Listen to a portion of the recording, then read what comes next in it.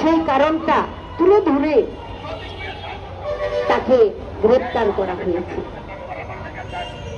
এবং সে এমন একজন মানুষ, সেই মানুষটার প্রতি যারা গ্রেপ্তার করেছে তারা একটু শ্রদ্ধা জানায় নাই, একটু মায়া মমতা, একটু স্নেহ, এবং ন্যূনতম যেই যারা গান বাজনা করে, যারা বাউল বা যারা সাংস্কৃতিক অঙ্গনে, তারা কিন্তু ভালোবাসার কাঙ্গাল।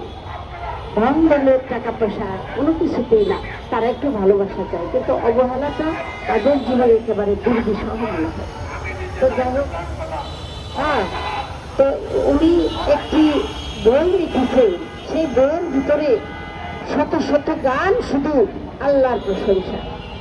আর আমরা তো প্রথম আল্লাহর নামে শুরু করি, তাহলে পাঞ্জাতনের নামে শুরু করি, আমরা তো সেই বাউল। যেমন আমার একটি গান আমি বর্ণনার মধ্যে করে থাকি, সমস্ত প্রশংসা আল্লাহ তোমার, আমি পাপী গুনাহগার, হে পাখি পরওয়ার, আমি পাপী গুনাহগার, হে পাখি পরওয়ার, সমস্ত প্রশংসা মাওলা তোমার। সারা রাত শুধু মাওলার প্রশংসা। আর সেই মানুষগুলির যদি এই মিথ্যে অপবাদ যারা দেয়, আমরা আল্লাহকে নিয়ে কটূক্তি করি, ধর্ম অবমাননা করি, আমরা ধর্মের উপরে আঘাত ফেলেছি।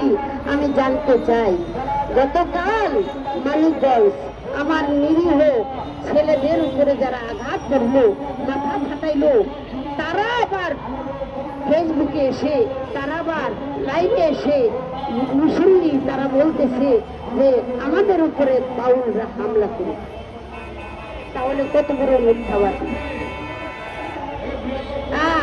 একটা একটা বাউল ধরে ধরে জবাই কর, তাহলে এত বড় দুঃসাহস, এত বড় কথা তারা কিসের ইন্ধনে আর কার শক্তিতে বলে?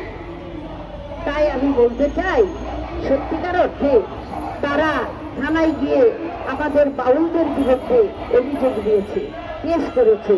এখন থানার থেকে পুলিশ আমার ছেলেদেরকে ডাকে, থানায় আসে, এখানে একটা মিট করি।